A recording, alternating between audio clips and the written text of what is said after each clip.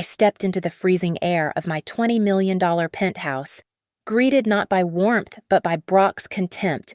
"Where the hell have you been, you slut?" he screamed, hurling grainy photographs of my staged infidelity across the marble floor. He thought he had caught me. He believed he was stealing my empire tonight. But Brock had no idea that for the last 12 hours, I hadn't been with a lover. I had been with the FBI. My name is Elena Sterling, and the first thing I noticed when I stepped into the foyer was not the warmth of home, but the suffocating chill of a trap about to spring. It was 11 o'clock on New Year's Eve. Outside the floor-to-ceiling glass walls of our $20 million penthouse, New York City was disappearing under a white shroud of heavy snow. Inside, the air was stagnant and thick with hostility. I was 38 years old, the CEO of a tech empire, yet standing there in my disheveled designer dress, I felt physically battered by the last 12 hours. Brock was waiting for me. My husband of 10 years sat in the high-backed leather armchair facing the door, a glass of amber scotch in one hand and a thick manila folder in the other. He looked impeccable in his velvet smoking jacket, a grotesque contrast to the sheer exhaustion weighing down my bones. He did not stand up to greet me. He simply waited until the door clicked shut behind me. "Where the hell have you been, you solt?" The scream tore through the silence. Brock lunged forward and hurled the contents of the folder into the air. Dozens of glossy photographs fluttered down onto the marble floor like toxic confetti. I looked down at one near my feet. It was grainy but clear enough. It showed me entering the St. Regis Hotel with a tall man, his hand on the small of my back. It was a masterpiece of staging. "I know everything, Elena," Brock sneered, his face twisted into a mask of ugly triumph. "I have been watching you. I knew you were dirty. But this is just pathetic." I said nothing. My silence seemed to fuel his arrogance. He took a slow sip of his scotch, pacing around me like a predator circling a wounded deer. "You violated the morality clause in our prenuptial agreement," he stated, his voice dropping to a cruel, calculated baritone. "My lawyers have already reviewed the evidence. Infidelity is grounds for immediate termination of your asset rights. Novacor Systems is no longer yours. Elena, as of this moment, you are nothing but a liability." He tossed the empty folder onto the glass coffee table and pointed a manicured finger at a document waiting there. "I am generous. Though," he said, a smirk playing on his lips, "sign the full transfer of executive power to me. If you do, I give you a small monthly allowance and keep these photos out of the press. If you refuse, I release them to every tabloid in the country by morning. You will be ruined. No board will ever trust you again." I looked at him, really looked at him, perhaps for the first time in years.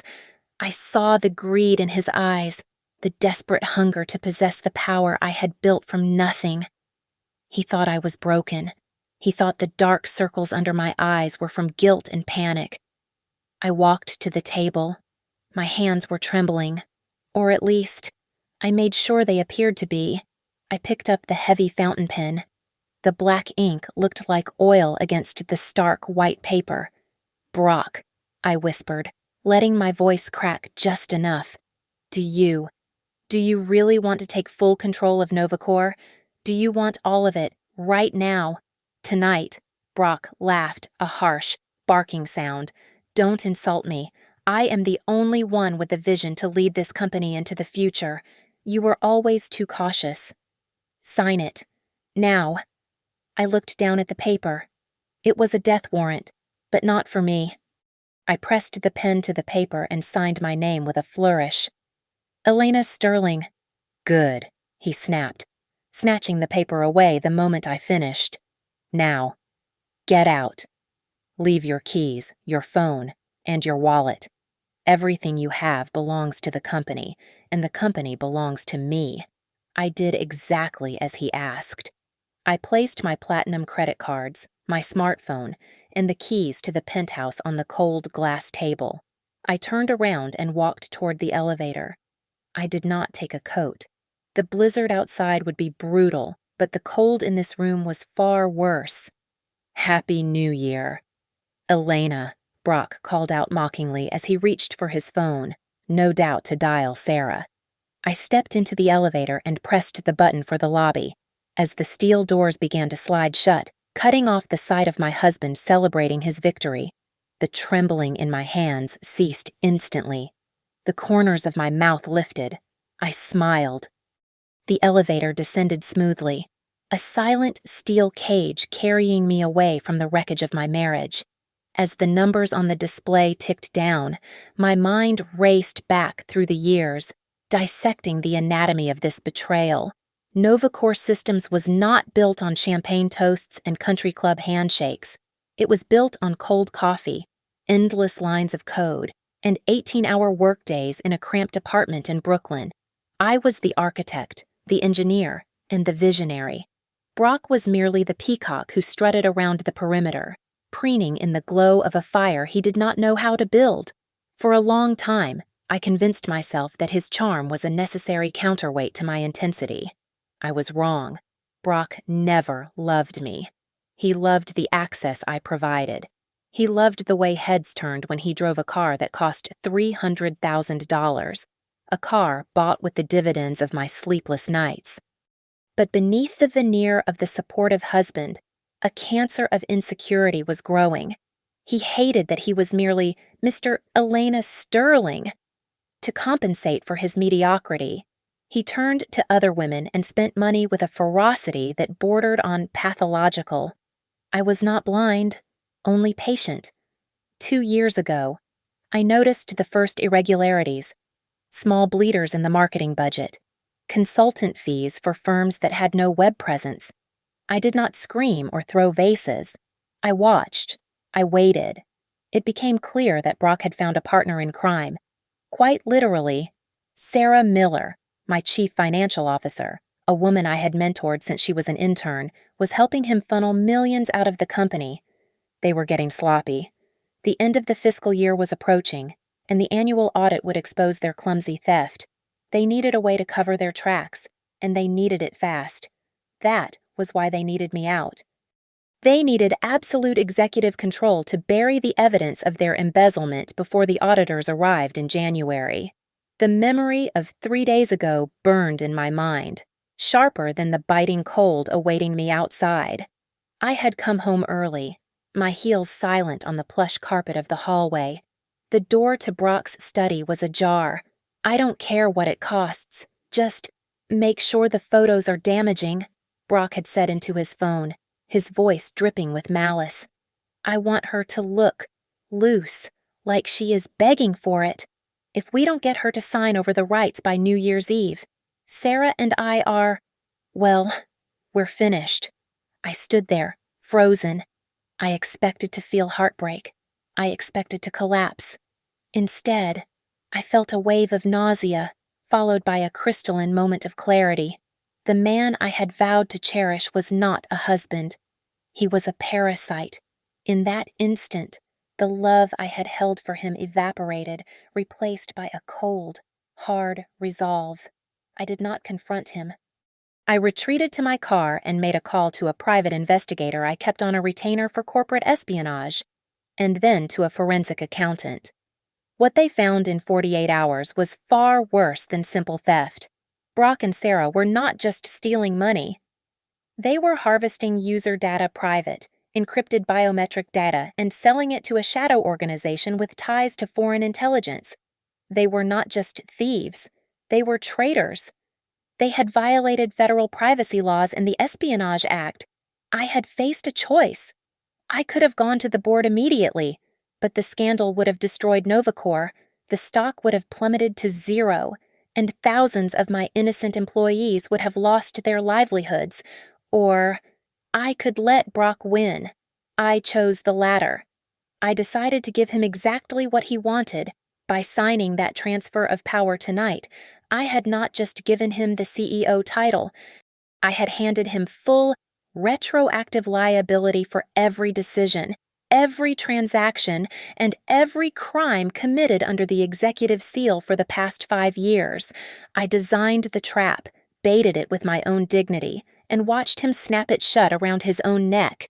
He thought he was taking my crown, but he was actually putting on a suicide vest. To understand why I smiled in that elevator, you have to rewind the clock 12 hours. While Brock was likely preening in the mirror and rehearsing his indignant rage, I was not wrapped in the arms of a lover. At noon on that final day of the year, I drove my unremarkable sedan to a nondescript warehouse in the industrial district of Queens. It was not a romantic getaway. It was a war room. Inside, the heating was rattling, fighting a losing battle against the winter chill. Sitting around a metal table were the only two people I trusted: Marcus, my personal attorney, and Agent Reynolds, a senior prosecutor from the Southern District. I dropped a heavy encrypted hard drive onto the table. "It is all there," I said, my voice steady. "Every shell company, every wire transfer to the Cayman Islands. Brock and Sarah have been bleeding Novacore dry for 18 months. Agent Reynolds opened her laptop and connected the drive. "The evidence is solid, Elena. But we have a problem. On paper, you are still the CEO. These transfers were authorized with your digital signature key. If we move now, Brock's defense will be that you were the mastermind and he was just the oblivious husband. We need to sever you from the crimes. That is why I am giving him what he wants." I replied, looking at Marcus. "Is the document ready?" Marcus slid a thick stack of papers across the table. "The emergency transfer of executive power. It is drafted exactly as we discussed. To an arrogant man like Brock, it looks like a total surrender of assets. It gives him the title, the voting rights, and the corner office immediately." He flipped to page 42 and tapped a dense paragraph of legalese. "But right here," Marcus pointed out, "is the trap. The retroactive liability clause. By accepting the transfer under emergency moral circumstances, the assignee, your husband, accepts full legal and financial responsibility for all corporate actions taken in the last 60 months. He is not just inheriting the company, he is inheriting the crime. He will not read it." I said confidently, "He thinks I am weak. He thinks I am a woman backed into a corner by a sex scandal. Speaking of which, we need to make sure the scandal looks real." The next phase was the most dangerous part of the charade. I needed Brock to believe, beyond a shadow of a doubt, that he had caught me. I needed him to feel so superior that he would not bother to have his own lawyers read the fine print before forcing me to sign. I left the warehouse and drove to a federal field office in Lower Manhattan. The building had a classic stone facade that looked indistinguishable from a high-end hotel if you did not know better. I had arranged for my private investigator to be positioned across the street. I put on my sunglasses and a trench coat, met a male agent in the lobby who played his part perfectly, and we walked in together. Make it look convincing. I had told the investigator over the phone. He snapped the photos. Me, looking guilty and hurried. The strange man, touching my waist. These were the photos I knew would find their way to Brock within the hour, to my husband. They were proof of my infidelity, the leverage he needed to trigger the morality clause. To a jury, however, they would be time-stamped surveillance footage of a cooperating witness entering federal protection to blow the whistle on a massive corporate fraud. For the next 4 hours, I sat in a sterile interrogation room, not crying over a broken marriage, but methodically outlining the anatomy of Brock's theft to the authorities. I felt a cold, metallic satisfaction. I was not a victim. I was a CEO conducting the most significant merger of my life. I was merging Brock's future with a federal prison sentence. By the time I left the federal building, the snow was falling hard. I checked my watch. It was 10 o'clock. I had 1 hour to get home and play the role of the devastated wife. I took a deep breath, letting the freezing air fill my lungs. The stage was set. The trap was primed. All I had to do now was walk through the door and let him think he had won. Back inside the penthouse, the silence I left behind was quickly replaced by the roar of unearned victory. Brock wasted no time. He pulled out his phone and dialed Sarah immediately. She arrived 20 minutes later, looking less like a CFO and more like a predator who had just been handed the keys to the zoo. She was wearing a diamond necklace that I recognized instantly. It was a piece I had designed for a charity auction, a piece Brock claimed had been lost in transit. She walked with a swagger, her eyes scanning the room as if she were already measuring the walls for new drapes. "Is she gone?" Sarah asked, pouring herself a glass of my vintage champagne without asking. "Gone and buried," Brock laughed, waving the signed transfer document in the air. "She signed it. She actually signed it. The company is mine. Or should I say, ours." The party started almost immediately. They invited their entourage, a group of sycophants and social climbers who had always looked at me with envy. The music was turned up to a deafening volume. Brock, drunk on power and scotch, decided to broadcast his triumph to the world. He pulled out his phone and started a live stream on his social media account. Live from the headquarters of the new Nova Corps, Brock shouted into the camera, his arm draped around Sarah. "Out with the old, weak leadership. The future is here, and it is aggressive." He held the document up to the camera lens, zooming in on my signature. "See this?" He gloated, total surrender. Elena knew she couldn't compete with real vision. Sarah, emboldened by the alcohol, began to physically dismantle my presence in the house. She pulled a painting, a rare, abstract piece I had collected in Paris, off the wall and tossed it onto the sofa. She replaced it with a gaudy, gold-framed mirror she had brought up from her car. "We need to make this place look like winners live here," she sneered. They began to discuss their exit strategy, their voices loud and careless. They talked about liquidating stocks the moment the market opened. They joked about moving funds to the Cayman Islands.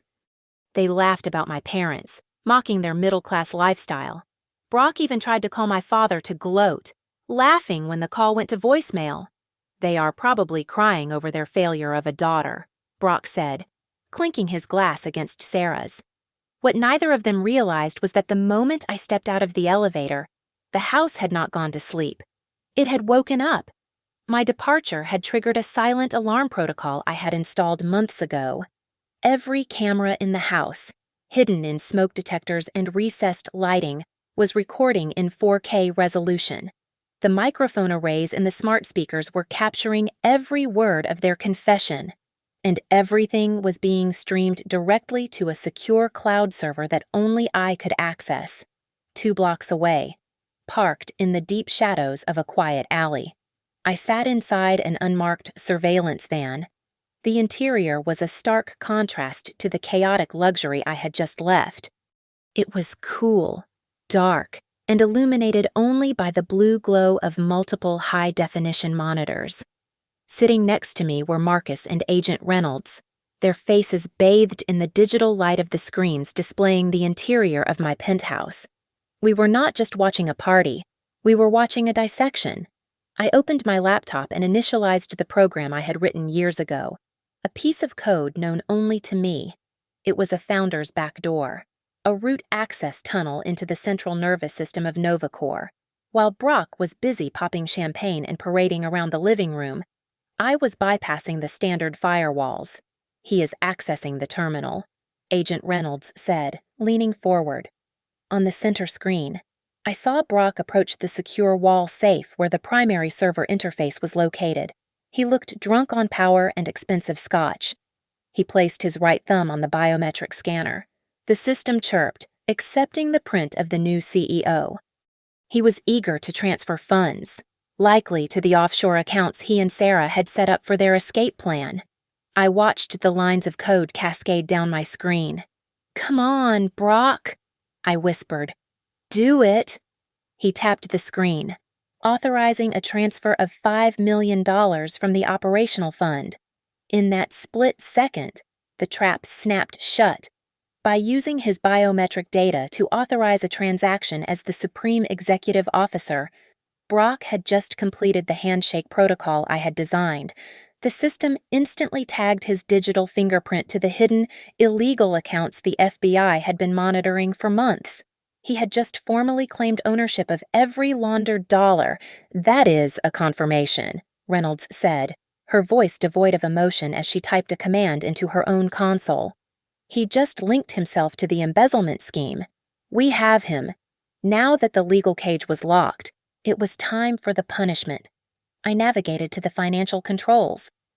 With a single keystroke, I initiated a total freeze on every personal credit card Brock possessed. Since they were technically secondary cards on my primary account, I had the power to cut him off instantly. At the bar, his card would decline the next time he tried to buy a round for his sycophants. Then, I turned my attention to the environment. I accessed the smart home controls of the penthouse. "Let us cool things down," I said. I dragged the thermostat slider down. The HVAC system in the penthouse roared to life, blasting air chilled to 50 degrees Fahrenheit into the room. On the monitors, I saw guests shiver and look around in confusion. Then, I engaged the lighting protocol.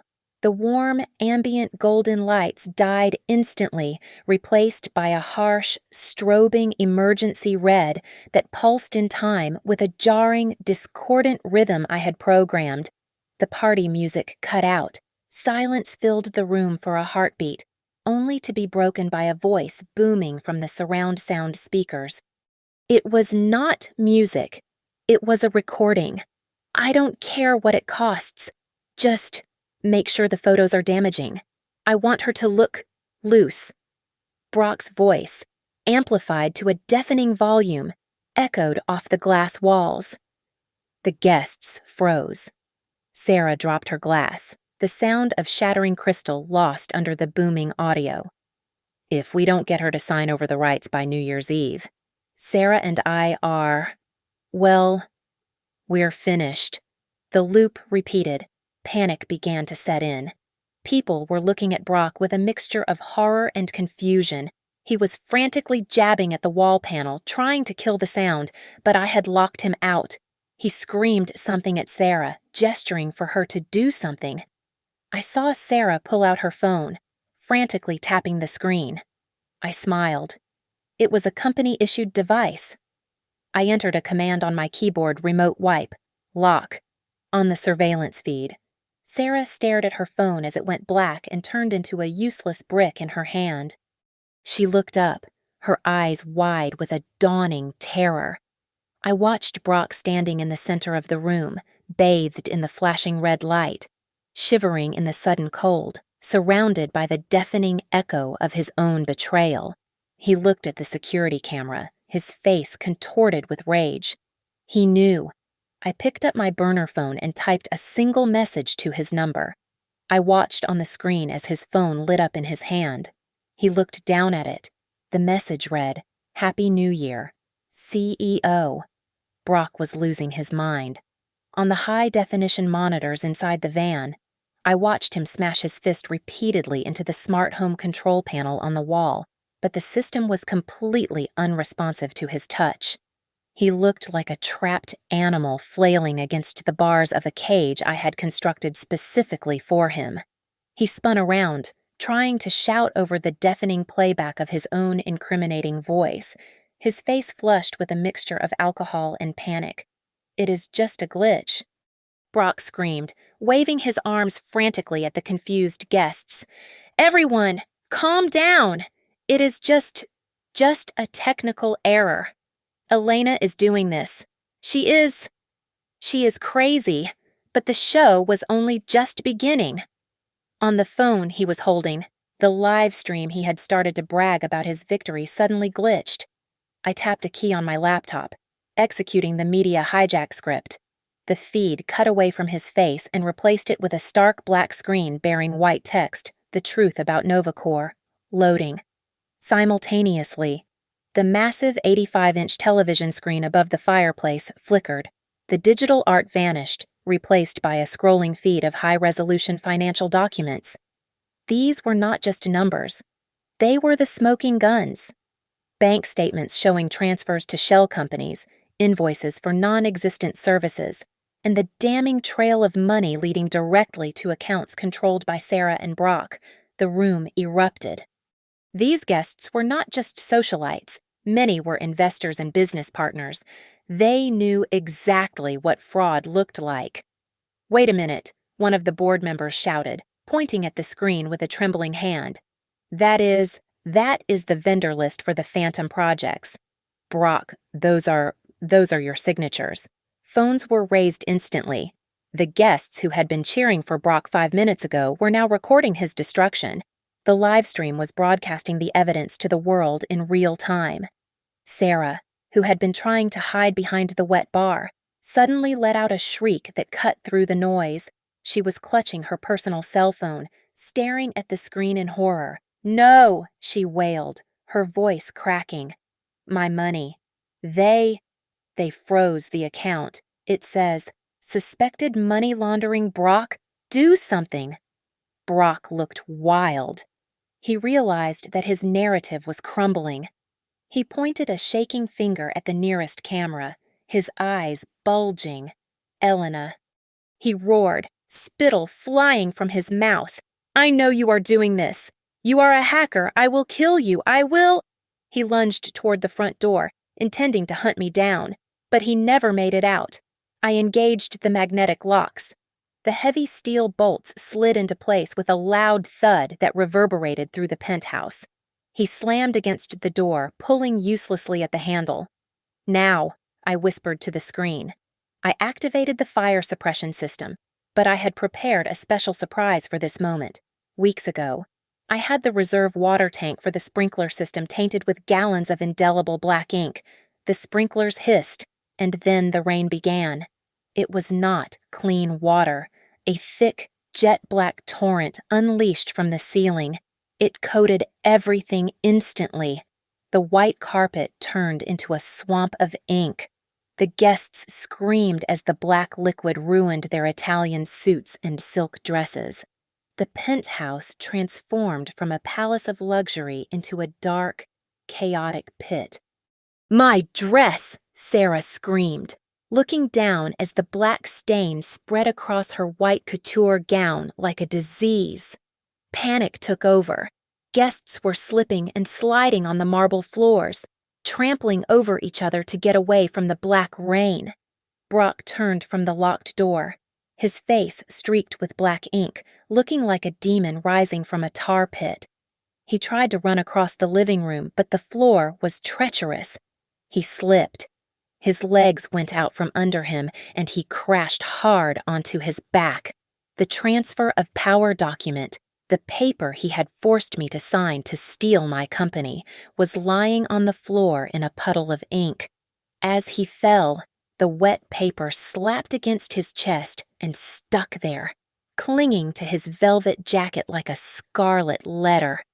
Above the chaos, the television screen changed again. A giant digital countdown timer appeared. 10, 9, 8. Brock looked up at the screen, wiping the black sludge from his eyes. He thought it was the countdown to midnight. "Happy New Year," he stammered, confused and broken. But on my screen in the van, the label for the timer was clear. It was not counting down to the new year. It was counting down to the breach. Time to pay the bill. "Brock," I said softly. The countdown on the giant screen hit 0. Outside the floor-to-ceiling windows, the New York City skyline erupted in a dazzling display of pyrotechnics, painting the falling snow in flashes of crimson and gold. But inside the penthouse, the celebration was shattered by a different kind of explosion, with a deafening crash that shook the walls. The reinforced double doors of the entrance were battered off their hinges. It was not a celebratory entrance. A tactical team swarmed into the room, their boots splashing heavily in the pool of black ink that covered the floor. They were not party guests. They were the FBI, federal agents. "Get on the ground. Now hands where we can see them." The command roared through the room, louder than the fireworks. The guests, already terrified and stained with ink, dropped to the wet floor instantly. but Brock stood frozen in the center of the chaos. He was a pathetic figure, his velvet jacket ruined, his face smeared with the indelible black dye, swaying unsteadily with an empty crystal glass in his hand. He blinked, unable to process the reality crashing down on him. "This is my house," Brock screamed, his voice cracking with hysterical arrogance. "Get out. Do you know who I am? I am the CEO. I am the CEO of Novacor." A tall man in a windbreaker emblazoned with FBI stepped through the line of tactical officers. He walked straight up to Brock, ignoring the slippery floor. "Brock Sterling," the agent announced, his voice cutting through the noise. "You are under arrest for conspiracy to commit wire fraud, securities fraud, embezzlement, and international money laundering." Brock stared at him, and then he started to laugh. It was a wet, gurgling sound. He looked like a madman. He ripped the sodden piece of paper that was stuck to his chest, the transfer document, and waved it at the agent. "No, no, you idiots," Brock yelled, pointing a shaking finger at the empty elevator. "It is my wife, Elena Sterling. She is the one I am just the husband. She runs everything." The agent did not blink. He reached into his jacket and pulled out a crisp, dry photocopy of the very document Brock was clutching. "Not anymore. Mr. Sterling," the agent said calmly. "According to this document, you forced your wife to sign and then publicly broadcasted to the world. You accepted full executive control effective immediately. Specifically, you triggered the retroactive liability clause. You legally assumed responsibility for all financial activities of Novacor for the last 5 years. Brock stopped laughing. His mouth hung open. "Furthermore," the agent continued, taking a step closer, "our cyber division just tracked a transfer of $5 million authorized by your biometric fingerprint 15 minutes ago. You moved funds directly into a flagged account we have been watching for 6 months. That is irrefutable proof of your control and intent." The color drained from Brock's face, leaving the black ink standing out like war paint. Beside him, Sarah, who was shivering in her ruined gown, suddenly realized the ship was sinking. "He made me do it!" Sarah shrieked, scrambling to her feet and pointing a clawed hand at Brock. "I was just following orders. He is the mastermind. He promised me we would be safe." "You lying B-Teach," Brock roared. He lunged at her. They collided in a heap of expensive fabric and black sludge, clawing and screaming at each other like wild animals. It was a grotesque display of greed turning on itself. 2 agents moved in immediately, pulling them apart and forcing them face down into the ink.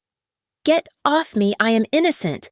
It was Elena. Brock screamed as the cuffs were ratcheted tight around his wrists. The agents hauled him up. He looked destroyed. His hair was plastered to his skull. His face was a mask of ink and snot, and his eyes were wild with fear. The guests, the very people he had invited to witness his triumph, were now holding up their phones, recording his absolute humiliation. The elevator chimed softly. The sound was delicate, almost melodic amidst the shouting. The steel doors slid open smoothly. I stepped out. I had changed in the van. I was wearing a pristine white wool coat that seemed to glow against the darkness of the room. My hair was pulled back in a tight, elegant bun. Standing beside me was Marcus, looking grim and professional. I walked into the room, my heels clicking rhythmically on the few dry spots of marble left near the entrance. I stopped 10 feet away from Brock. I looked impeccable, untouchable, and completely in control. The lead agent raised a hand, signaling his team to pause just before they reached the elevator. Brock was sagging between 2 officers, his knees scraping against the floor, leaving trails in the black ink. He lifted his head when he saw me standing there, pristine in my white coat, untouched by the filth he had created. The arrogance that had defined him for a decade had vanished, replaced by a desperate, pathetic pathetic pleading. "Elena, baby, please," Brock begged, his voice trembling as he struggled against the handcuffs. Tell them this is just a huge misunderstanding. I was trying to protect the company. You know, I love you. Save me." I looked down at the hymn. I searched inside myself for a flicker of the love I had once held for this man, or even a spark of anger. But there was nothing. It was like looking at a stranger. Or worse, a parasite that had finally been extracted. He was small. He was weak. "You asked me a question when I walked in tonight." I said, my voice calm and carrying clearly across the silent room. "You screamed at me. You asked where the hell I had been." Brock blinked, tears streaming down his face, mixing with the black dye. I didn't mean it. I was just upset. I was out fixing the single biggest mistake of my life. I told him cold. Our marriage. I took a step closer, ensuring he could see the absolute resolve in my eyes. "Did you honestly think I did not know about Sarah? Did you think I did not know about the accounts? The document you signed tonight contained a retroactive liability clause.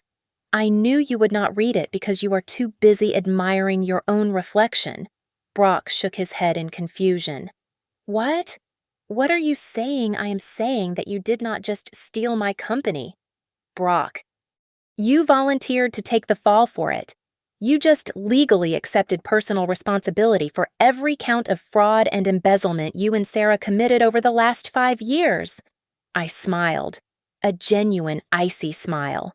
And as for Novacor, I continued, enjoying the dawn of realization on his face. "You thought you won the empire. You did not. Yesterday morning, I executed a corporate spinoff. The intellectual property, the patents, the staff, and the legitimate capital were all transferred to a new legal entity. What you signed for tonight, Brock, is a shell company containing nothing but massive debt and federal indictments." Brock stopped breathing for a second. The weight of what I had done crashed down on him. He realized then that he had not just lost his wife and his money.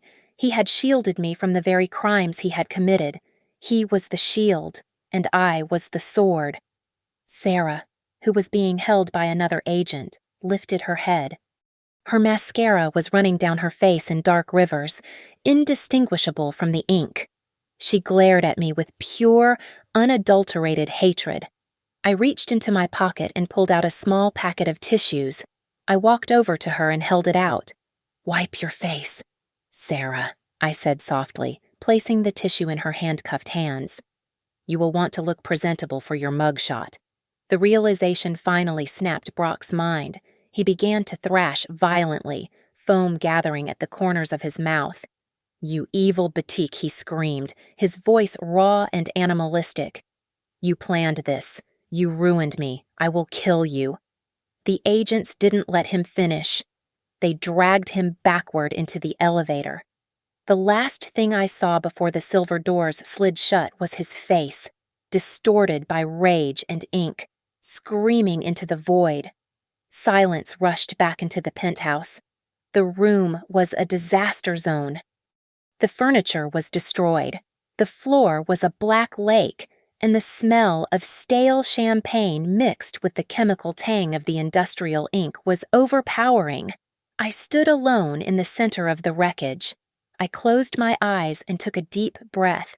To anyone else, the air would have smelled like destruction.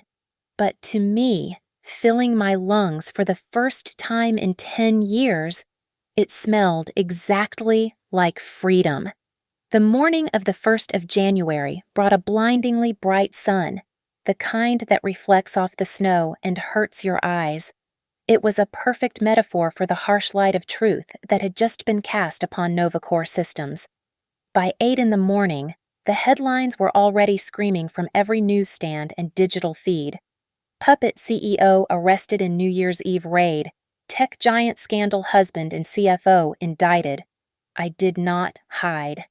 At 10 o'clock, I stood behind a podium in the lobby of our secondary headquarters, facing a sea of microphones. I wore a suit of sharp navy blue, projecting absolute stability. We have discovered significant irregularities involving the former executive management. I told the press, my voice steady and clear. I have personally authorized a full internal audit and am cooperating completely with the Department of Justice. Novacor is not broken. It is being cleansed. The market reaction was volatile but predictable. Novacor stock took a dip at the opening bell, dropping about 7% as panic sellers reacted to the arrest. But by noon, as the details of my corporate spinoff and the isolation of the fraudulent assets became public knowledge, the stock did not just recover, it soared. Investors realized the rot had been surgically removed. By the closing bell, we were up 12%. The market loved a strong leader, and I had just proven I was the strongest one they had. While the public digested the news, my legal team was executing a slaughter in the family courts. Marcus filed an emergency motion to enforce the prenuptial agreement. We submitted the surveillance footage from the penthouse, the video of Brock screaming, throwing the photos, and coercing me into signing the document under duress. The evidence is incontrovertible, Marcus told the judge. Mr. Sterling not only violated the morality clause through his infidelity, which we have documented, but he also attempted to extort assets through blackmail. Under the terms of the contract, he forfeits all claims to spousal support and marital assets. The judge agreed immediately. Brock was leaving the marriage with exactly what he brought into it, zero. But zero was actually a dream scenario for Brock compared to his reality. Without the protective umbrella of my fortune, the wolves came out. It turned out Brock had significant gambling debts and loans from less than reputable lenders, debts he had planned to pay off with Novacor's treasury. Now, those creditors were calling, and they were not interested in excuses. He was facing federal prison, but he was probably safer inside a cell than he would be on the street. His parents and Sarah tried one last desperate maneuver. They hired a cheap lawyer to sue me, claiming emotional distress and demanding a share of the marital property. Marcus shut them down with a single phone call. I would advise your clients to drop this immediately, Marcus told their attorney on speakerphone while I listened. We have traced the purchase of your clients' luxury vehicles and jewelry directly to the embezzled funds. If they pursue this suit, we will file countersuits for receipt of stolen property and accessory to wire fraud. They will join Brock in prison. Do they understand? The lawsuit was withdrawn within 20 minutes. I returned to the penthouse only once. I hired a specialized industrial cleaning crew to scrub every inch of the place. They removed the ink, the ruined furniture, and the debris of the party. When they were finished, the apartment was empty and sterile. It felt cold, but it was a clean cold. I listed the property for sale immediately. I did not want to live in a mausoleum of lies. The sale closed in 2 weeks for $22 million. I did not keep a cent of it. I used the entire sum to endow a new charitable organization, the Phoenix Foundation. Its mission was to provide legal aid and seed capital to women attempting to escape financially abusive relationships and start their own businesses. It was the best investment I had ever made.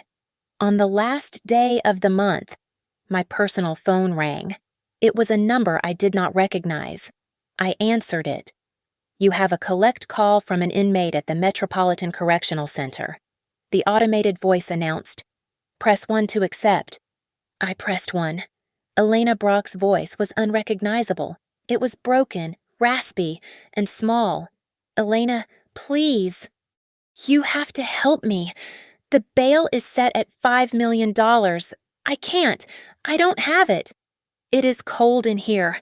Please, baby, just pay the bail. I will sign anything." I held the phone to my ear, listening to the background hum of the prison. I imagined him there, stripped of his velvet jackets and his expensive scotch, finally seeing the world without the filter of my money. "I am sorry," I said, my voice completely flat. "The person you are trying to reach has moved on." I did not wait for his response. I tapped the red icon on the screen to end the call, and then I opened the settings and blocked the number permanently. The silence that followed was not empty. It was full of peace. It had been exactly 30 days since the nightmare ended, and the morning sun was flooding my new office on the 42nd floor. Unlike the cold, sterile atmosphere of the penthouse, this space was warm, filled with natural light and the hum of genuine productivity. I sat at my desk, a slab of reclaimed oak that felt solid and real beneath my hands, looking down at the final document my lawyer had messengered over an hour ago. It was the decree of absolute divorce. The ink was dry. I picked up my pen, but this time my hand did not tremble. I did not feel fear or hesitation.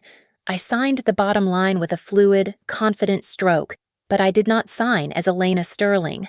For the first time in 10 years, I signed as Elena Vance. As I capped the pen, I felt a physical weight lift from my shoulders, as if the heavy winter coat I had been wearing for a decade had finally been removed. A soft knock on the door broke my reverie. "Come in," I called out. The door opened and Leo, a 24-year-old engineer I had hired fresh out of MIT, stepped inside. He was holding a tablet and looking nervous but excited. He was the antithesis of Brock. He wore a rumpled hoodie, not a velvet jacket, and his eyes held the spark of genuine intellect, not the dull glint of greed. "Ms. Vance," Leo said, stumbling slightly over the new name. "I ran the simulations on the new encryption protocol. The results are, well, they are incredible. We are looking at a 40% increase in processing speed." I smiled. "Show me." We spent the next 20 minutes discussing code, architecture, and the future. There was no posturing, no manipulation, just the pure, clean joy of building something that mattered. When Leo left, I turned back to my desk and picked up a small framed photograph. I had taken it last week on a solo ski trip to Aspen, a trip I had taken to celebrate my freedom. In the photo, I was standing at the top of a mountain, surrounded by blinding white snow. I was alone, but I did not look lonely. My smile was radiant, fierce, and entirely my own. For so long, I had thought that revenge was about making the other person suffer. I thought I would need to see Brock broken to feel whole again. But as I looked at that photo, I realized the truth. The sweetest revenge was not seeing him in a prison cell, though that was certainly justice. The true revenge was standing here, in this sunlit office, realizing that I was happier, wealthier, and more successful than I had ever been when I was carrying his dead weight. I grabbed my coat and headed for the elevator.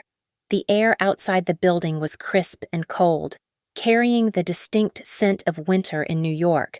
But today, it didn't bite. It felt fresh. It felt like a blank page. I walked briskly down the sidewalk, the rhythm of my heels clicking a steady beat on the pavement. I passed a newsstand on the corner. The face staring out from the front page of the Post was gaunt, gray, and unshaven. It was Brock. The headline screamed in bold black letters, "Fallen socialite denied bail, awaiting trial in federal lockup."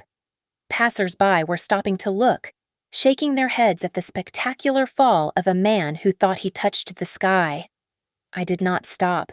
I did not even slow down. I glanced at it with the same indifference one might show a piece of litter on the street. He was yesterday's news. I was tomorrow's headline.